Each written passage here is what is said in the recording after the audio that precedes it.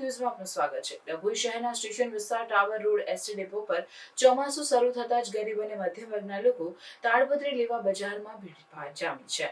ડભોઈમાં ચોમાસાની ઋતુ શરૂ થતાં બજારોમાં ઠેર ઠેર તાડપત્રીનું ધૂમ વેચાણ જોવા મળી રહ્યું છે।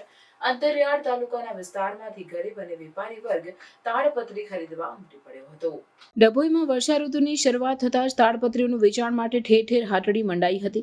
તાલુકામાં મેઘરાજાની ધમાકેદાર એન્ટ્રી થતાં તાડપત્રીની ખરીદી માટે લોકોની ભીડ જોવા મળી હતી।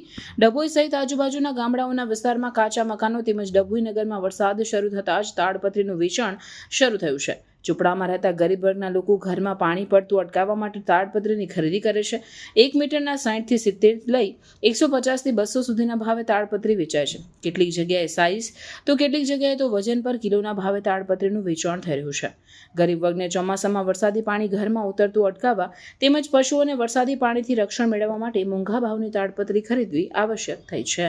ડભોઈની આજુબાજુમાં 2 દિવસથી વરસાદ સારો પડેલ છે, તો તેને લઈને ગામડાની પબ્લિક ડભોઈમાં તાડપત્રી પ્લાસ્ટિક લેવા માટે આવે છે। અને જે પહેલાં છાપરા પર નળિયા નાખતા હતા, પણ હવે નળિયા બંધ થઈ ગયા હોવાથી હવે પ્લાસ્ટિક લોકો ઘર પર નાખે છે। તેનાથી ઘરની અંદર પાણી ના પડે અને જે ઢોરોને ખાવા માટે સૂંઢીઓના પૂરા હોય ઘાસને ઢાંકવા માટે, તેના માટે પ્લાસ્ટિક લઈ જઈએ। અને આ કમોસમી વરસાદ પડેલ હોવાથી બજારમાં ઘરાગીનું પ્રમાણ સારું છે અને વર્ષા ઋતુનું આગમન સારું અને સારા સમયે થયું છે।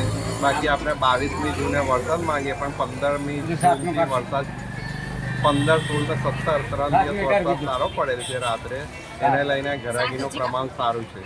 ને ડભોઈની આજુબાજુની પબ્લિક ડભોઈમાં પ્લાસ્ટિક છતરીઓ લેવા માટે ઘસારો વધારે છે।